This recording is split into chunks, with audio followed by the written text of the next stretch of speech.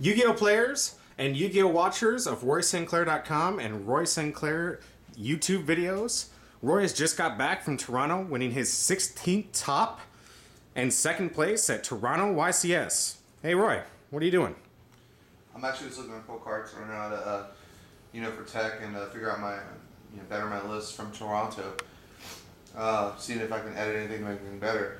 But currently, this is the list that I got. Segues Toronto. See if I can make it better. If you guys want to take a look, just come around. I ran 3 full home night right now. A lot of people ran 2 before, but 3 for home night. What you get there against all the quick draw decks, everything with book. But especially it's a very good card right now. You don't even need Arabellum. 3 Emmer's Blades, because in this format there's a lot of attack, including machines and other decks. It lets you stall until you get the nuts if you don't have the nuts in general, like this deck is supposed to do.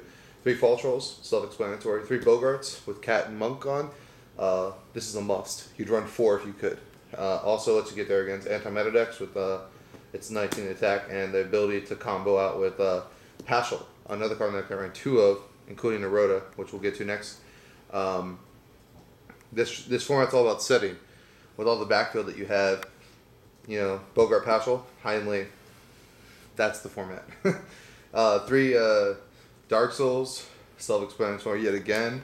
And move on to our spawn traps. Rhoda, which is the 4th copy of this for the quick draw matchup, which this is how you win the quick draw matchup. 3rd copy of Paschal, which is every other deck. If you draw Trapstone, I ran 3 of it. And we move on to Monsterborn, self-explanatory. Dark Hole, self-explanatory. Cold Wave, the single best card printed in Yu-Gi-Oh right now. They could print it any rarity ever, and everyone would buy it. The card's ridiculous, obviously. 2 Book of Moon. I almost ran 3, but I opted to run 2 because couldn't find space.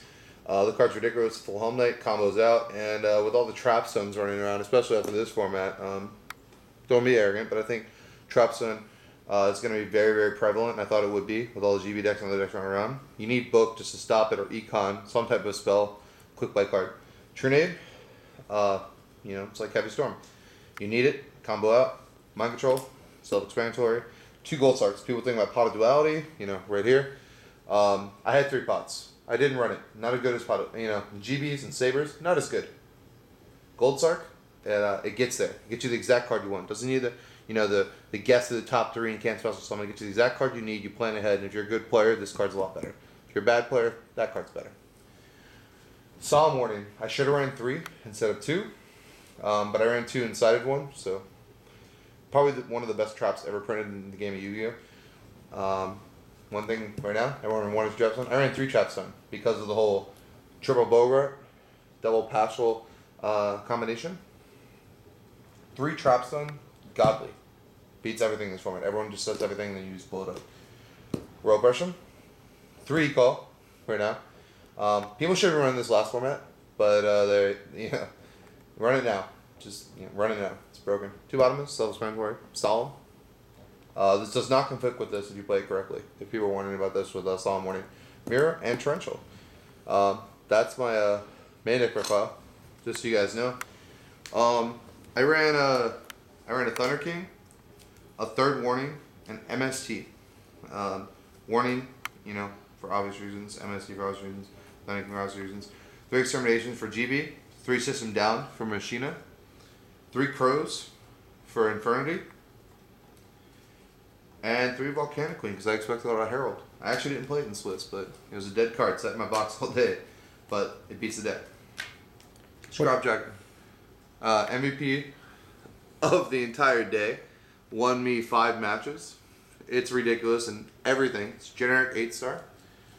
Notori Beast. You guys know what that does. Catastor.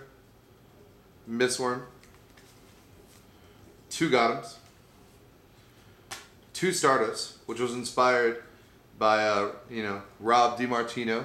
I'm giving him a shout out right now. I ran 1, he told me to run 2, and with the double Paschal and the Rhoda and all the, triple false roll, and we'll let you go into it, and that's how you beat, GB. So I'm giving him a shout out right now. I ran the second one because of him.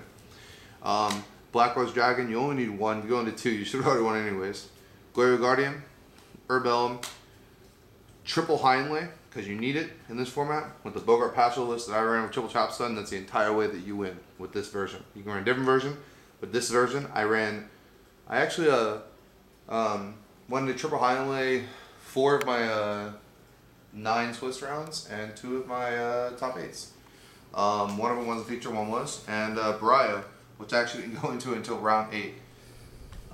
But yeah, that's all my that's my extra. That's my main deck, and that's my side deck. I hope that really is a big help. You guys can hit me up and tell me if you have questions. How do you feel about Toronto? Toronto, it was great. Got second place. Should have got first place, but the X-River match is a coin flip, so whoever draws better wins. And you guys check out the coverage. Obviously, he drew better. He also got a free win. In top 16, his opponent got DQ'd. And he actually didn't have to play his top 16 first round matchup, got auto into top 8, which I feel like everyone should have to play. But I'm not hating on him, just let everyone out there know that he got into top 8 for free. And how do you feel about the meta now that you got to play it? It was great to start off. I just think now we're going to run Sabers and it's a little more defined, and now it's great to see the meta more defined. I think I'll be at San Jose. On most events, I should be out there. Definitely Philly coming up, and Atlanta is what I heard about too. The meta is more defined, but I want to see a little bit more diversity, and I really don't want people reverting back to Sabers as much, just because a couple of us top of them. So, what deck did you see the most in Toronto? Toronto. Let's see. I played 2 quick draw and 3 GB. So quick draw and GB was the most prevalent decks by far. GB players are bad, and GB gets destroyed by machines. I just think there's a lot of decks out there that GBs weren't ready for. Most people just reverted back, and most of the bad players were like, "Oh, we revert to quick draw and GBs," but Saber machines were the better choice for the format at the start. I noticed a lot of people gave you flack for not running Cyber Dragon over the System Downs. Can you clarify on why you chose System Down over Cyber Dragon? Yeah, absolutely. It's really easy. I mean, I ran. You have Cyber Dragon, and obviously it's great, but you have to hold another spot in your extra deck, and they can bottomless it. They can Solemn Morning it, which was very prevalent at the event. And I thought that was like, oh, why would you side a card that people main deck answers to? That's really stupid. System Down, it's like you play it, they don't Solemn it, get rid of all their, outs, get rid of fortresses, get rid of everything. It's ridiculous. One little thing is Alex Vincent actually cited Zombie Worlds. I really like that. It stopped System Down, but it was a waste of space. We had a great duel, but System Down is by far, for all of you out there, much better than Cyber Dragon. I'm about to run out of time right now, guys. I hope you enjoyed this feature that I got going on. Hit me up, subscribe to RoyStClair.com, and let me know your ideas. All right, Yu-Gi-Oh players, we're going to finish up our interview in the next video. Be sure to stay tuned and look for that video. Thank you very much for your time, and have a great night.